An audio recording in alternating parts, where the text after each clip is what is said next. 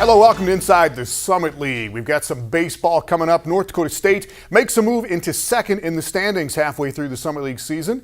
And we'll hear from Ben Peterson and Kevin Fullman of the Bison on why that is happening right now. Western Illinois still on top of the standings in softball. We'll take a look at that. And a former Denver soccer player makes his MLS debut with the Colorado Rapids, that is. Great story.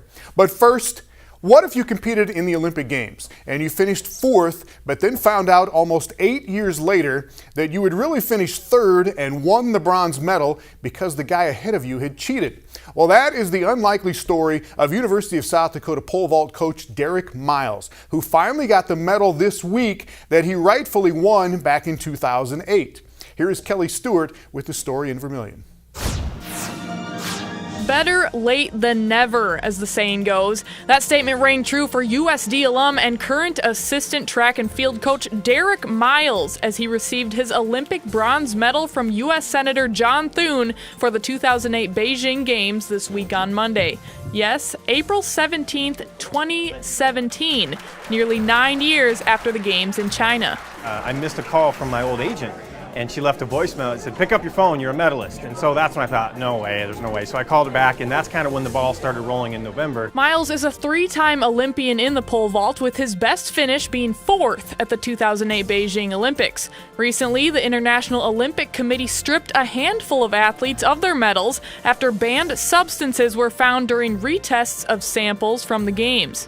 Anti-doping is getting better and better. Science is progressing. Luckily, samples have been saved for 15 or 20 years from all previous world majors. Now the science has it that we can go back and we can actually test and identify substances which 12 years ago, 10 years ago, we had no ability to do so. Within that handful of athletes, Ukrainian pole vaulter Denis Yurchenko, the original bronze medalist in 2008. With his disqualification, it meant Miles moved into that third-place spot. And though he still wishes he would have won a position on the medal stand on that day, it still feels good to finally have that Olympic hardware around his neck. I jumped 19 right before the Olympics and 19.2 after, which would have been enough for a silver. And so, in some respects, that day was the closest I've come to medaling in a while over my career, but certainly almost one of the most disappointing because I was really ready to go. So that's always going to be a little bit hard because I always knew I was ready to do it on the day and just get it done. But at the end of the day, after 10 years in the sport, I always felt like I was missing something to kind of hang my hat on. During the medal presentation, which packed the Dakota Dome clubroom, Miles made a special point to thank all of those who have supported him over the years and made this possible, and especially thanked Senator Thune for his work in making Miles' medal dreams a reality. Well, sometimes it takes a long time when this happens to be able to secure the medal, and so when we found out about this, we just decided we wanted to do everything we can to help move that process along. And so we got involved with the International Olympic Committee and with the U.S. Olympic Committee, and they were very helpful. We're grateful to them for the work that they did, and glad to be part of what I think is a great result, and that's recognizing him here today with something that he rightfully and richly deserves.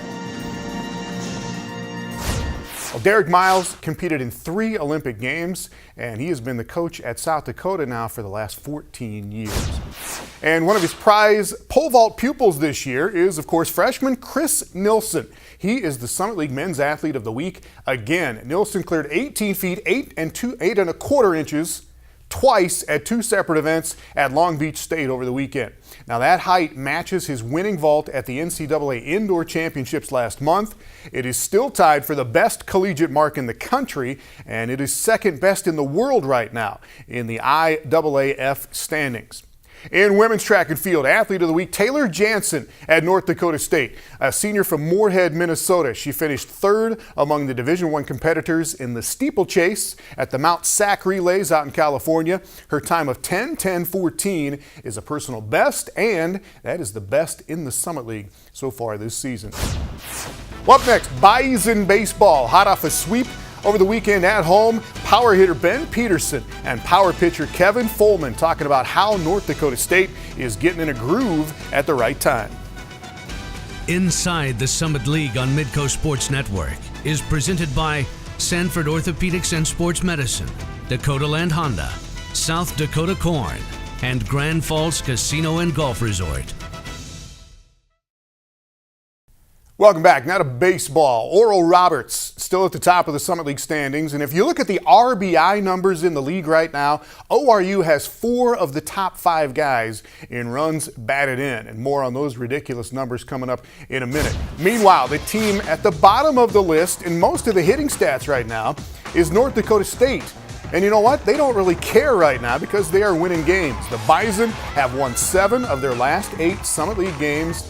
And they did pound out 17 hits on Sunday in a 12-2 win over Fort Wayne. We've started to play really good baseball, and a lot of that comes down to starting pitching.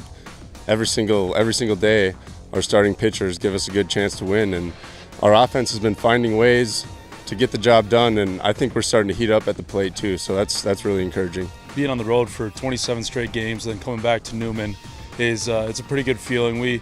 We always seem to play better at home, and we definitely have the past 2 weekends. Pitchers definitely have trust in our defense, and if we play good defense like that, pitchers are going to throw the ball over the plate, and then we've been making big plays for them and turning double plays, which is a big part of baseball. Our defense has played outstanding. Our pitching is just giving our team a shot, and Coach Oakes always talks about 5 runs or less. If we give up those runs, we have a really good shot to win, and for the most part we've been doing that, and our offense has really helped us out, and we need those wins like the 2-1 game Saturday against IPFW. They got it done in the 11th inning, and that was pretty cool. We have good hitters in our lineup. Just it's been kind of frustrating that we've been underperforming, but I think we're really starting to heat up, and it's going to be fun coming down the stretch here, see what we can do at the plate. The conference runs through Oral Roberts, and everybody knows that, but we're playing a lot better baseball, and we're a team that can make a run, and we believe we can make a run. So it's definitely I'm looking forward to the conference tournament, and we got to make it first, but as of now we're looking pretty good. So if we keep playing good baseball, we will. Well, the Bison are certainly playing well. Only 4 of the 6 teams in the league make the postseason tournament. North Dakota State sitting in 2nd place right now behind Oral Roberts. And the Golden Eagles keep on rolling. They did lose in extra innings on Tuesday night at Oklahoma State, but ORU is 14-1 in the Summit League. They have won 7 league games in a row. They have the player and the pitcher of the week again. Noah Cummings, junior outfielder from Alpine, California, had 2 hits, 2 RBI in the win over 10th-ranked Oklahoma last week. And then he had 7 hits and 11 RBI in a sweep at Omaha over the weekend. Cummings leads the league with 43 total runs batted in on the season. He has driven in 19 runs in 15 Summit League games so far. Justin Mcgregor is the pitcher of the week, junior right-hander from Midwest City, Oklahoma. A 7-inning complete game at Omaha. Mcgregor 6-0 on the season. He leads the league right now with an ERA of 1.68. And here are some of the highlights of that ORU series at Omaha and Fort Wayne at North Dakota State. Start in Fargo on Friday night. Fort Wayne leading North Dakota State 4-3 in the 8th inning. But J.T. Core with a C&I grounder through the right side. Ben Peterson coming around to score. Safe. The Bison get 3 runs in the 8th inning to take the lead.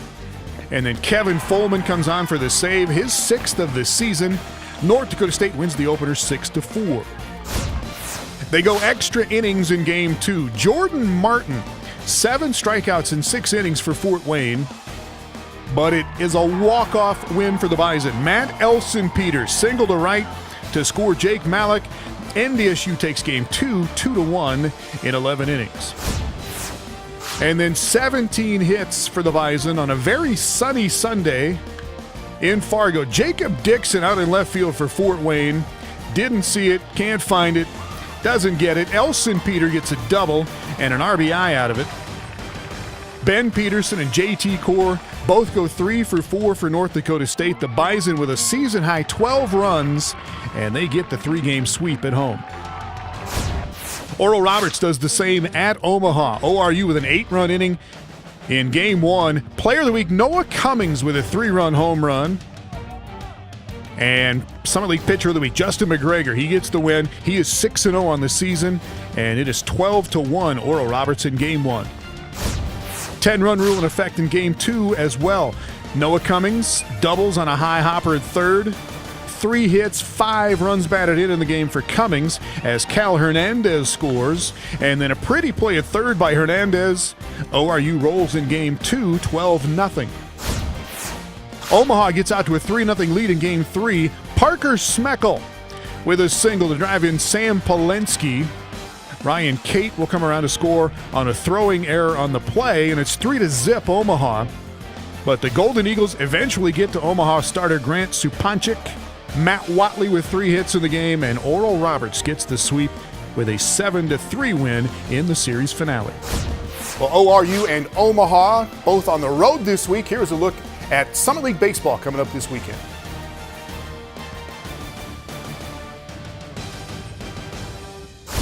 Up next, 2/3 of the way done in the Summit League season in softball. Can Western Illinois hang on to the top spot in the standings? They are doing just fine so far. Welcome back now to softball. Western Illinois beat IUPUI twice over the weekend. Western Illinois is in first place right now at 9-3 in the Summit League. Defending champion North Dakota State, they will host the Summit League softball championship that's coming up just 3 weeks away. 6 of the 7 teams will qualify for the postseason. Well, South Dakota State hanging on to the 6th spot right now. And the Jackrabbits have the Summit League Player of the Week. Allie Herdliska is having a season, 2nd in the league in batting average and runs batted in right now. She goes 9 for 14 in 5 games last week, had a homer, 2 doubles, 6 singles on the week for Herdliska. Pitcher of the week, Rachel Q at South Dakota, senior from Garden Grove, California.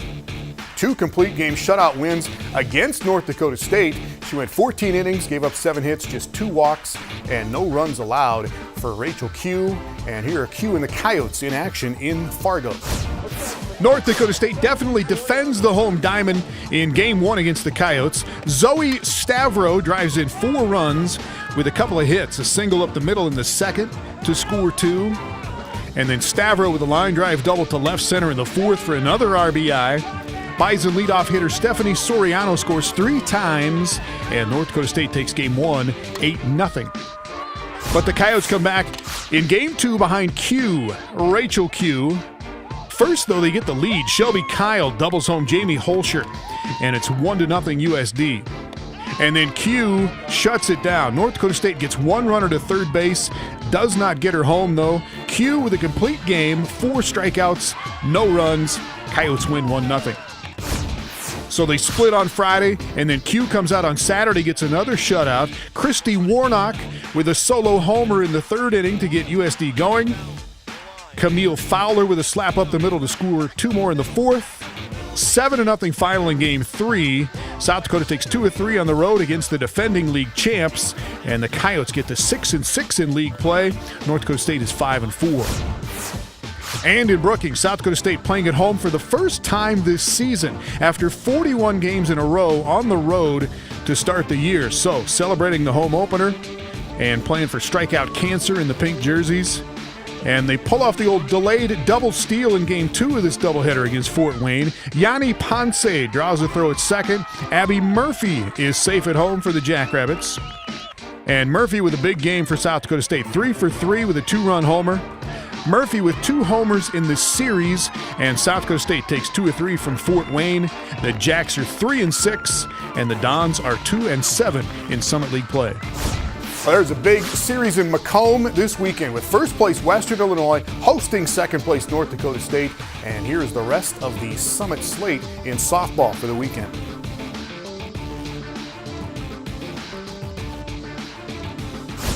Up next, a former Summit League star making it in Major League Soccer and why he is dedicating his rise to the professional ranks to his mom. Welcome back to Inside the Summit League. This is a great story. Former Denver men's soccer player Courtney Ford made his MLS debut with the Colorado Rapids last week. Ford told the Denver Post that achieving his lifetime goal of playing pro soccer would not have happened without the support and the guidance of his mom, who is currently fighting cancer for the 2nd time. Well, here's the Courtney Ford story we had from Denver during this past soccer season. I'm Courtney Ford. I'm a junior here at DU, and I'm a center back. He was like a Bambi deer when I first saw him. You know, his legs were all long, and he was just kind of learning how to use them. We always have goals in place to be better on the field. It's the highest that we've ever been ranked as a program, but at the end of the day, we want to be one, and we're not one yet. We knew that there was have to be a lot of development, but Courtney's wired different than others. As a group, I think that we're ready for every challenge that we face. He walks the walk, and I think that above everything, his story is what motivates him, what propels him. Had a few road bumps. Lived in Kansas City. Split time with my mom and dad up until 2007, 2008. I spent every other weekend with my father. Those weekends, I mean, it was an abusive household, it was an abusive situation. I didn't know there was anything wrong with it. I thought that's how all dads were. I was a transformer, you know, like I was energetic, happy when I was with my mom, and then I was so scared to mess up anytime I was with my dad that I was a mute. Like I didn't talk, I tried to sleep as much as I could. Definitely some comments said where our lives were in danger. You know, we ran, so we knew she loved Colorado, so we came here. And just to start over and clean sheet, and then from there on we had some other things to get over, but from there on it was just we wanted to get out of that environment. You know, for us, you know, it is part of the story that we did know in the recruiting process. You know, we take great pride in our human capital here, and I think when we have a foundation for success, and when we're laying the foundation of that, it's about getting really, really good people in there, and you know, Courtney fit that bill, and that's why we were so attracted to him. I was 12 and my mom was diagnosed with stage 4 breast cancer. I didn't really understand what that meant, but as the process went along, I started noticing like how graphic and how serious it was. In Storm North, we trained all the way out in Dove Valley, and so that was about a 2.5-hour drive there and about a 2-hour drive back, and she was making that drive while she was in chemo. But we were able to fight it off together. She's strong and she's healthy now. He's an amazing kid, and you know, he's one of my favorite kids that I've ever coached or played with. He's selfless. You know, most kids that want to go pro, you know, are just looking at it because they love soccer. He's doing it to put food on the table and you know, to take care of him and his mom. Go back and look in the scrapbooks and kind of look at pictures from where she was then and where she is now. You kind of have much more respect for it, you know. But I mean, at the end of the day, I knew how strong she was, and she knew that we only had each other, so we had to get through it together. So because of it, I think that our relationship is stronger. Ford has played 173 minutes in his first 2 MLS matches. He and the Colorado Rapids play at Minnesota United on Sunday. Up next, Denver women's golf. Getting ready to defend its back-to-back-to-back championships at the upcoming Summit League tournament. We'll hear from the defending individual champion coming up. Inside the Summit League on Midco Sports Network is presented by Sanford Orthopedics and Sports Medicine, Dakota Land Honda, South Dakota Corn, and Grand Falls Casino and Golf Resort. The Summit League Women's Golf Championship starts this Sunday, runs through Tuesday, and they are playing it at Arbor Links Golf Club in Nebraska City, Nebraska this year again. Denver has won the last 3 team titles, and the Pioneers have had the championship MVP the last 3 years as well. Jess Carty won it last year after shooting a 69 in the opening round. The senior from Northern Ireland will finish up her Summit League career next week, and Carty says that she made a great choice to go to Denver to play golf, and she is very fond of the Summit League tournament. Honestly, just for the great location. The mountains are so pretty, and such a great school with an amazing golf program and great coaches, so it was a pretty easy choice. Probably also going back to the conference championship. We know that course pretty well, and I have some good memories there from last year, so that'll be fun. Well, meanwhile, Summit League men's golf teams will hold their championship in Kansas in a couple of weeks. Western Illinois warmed up with a win in their final regular season tournament at home in the Masato Invitational. It's a 14-team event. Leatherneck junior Sean Miller goes 71, 70, 74 to finish at 1 under over 54 holes. And Western Illinois freshman Drew Eaton, he's had their best stroke average all season, and he was up and down a little bit last weekend. A 66 in the opening round, but an 80 in the final round for him. South Dakota State is the defending Summer League tournament champion in men's golf, and again, the men's championship starts April 30th in Newton, Kansas. Couple of basketball notes this week. Ben Jansen at the Tulsa World reports that Oral Roberts is hoping to hire a new men's basketball coach by the end of the month, and that there are at least 40 candidates for the job. One possible replacement is interim head coach Rodney Perry, who was an Oral Roberts assistant last season. The school fired Scott Sutton last week after 18 seasons as the head coach at ORU. And we had the men's basketball end of season report last week. The women's recap is out this week, and a couple of things that really stand out. The Summit League ranked 11th in the nation out of 32 in the RPI ratings. That's a major indicator of conference strength. The previous best for the league at the end of the season was 16th, and that was last year, but up to 11th in the RPI this year. And 4 individual Summit teams finished in the top 80 in the RPI: SDSU, USD, IUPUI, and Western Illinois. And speaking of the Leathernecks, Emily Clemens set a new Summit League single season assist record this year with 233. That is one more than Nicole Seekamp had at South Dakota 2 years ago. And Clemens was named the league player of the year and the tournament most valuable player. She had that triple-double, remember, in the tournament semifinals in the win over Omaha. 21 points, 11 rebounds, and 11 assists for Clemens in that game. And Western Illinois was one of 2 teams, along with South Dakota State, that finished in the top 15 in the final mid-major rankings of this season. Just another great season in the Summit League for women's basketball. And we'll see you next week.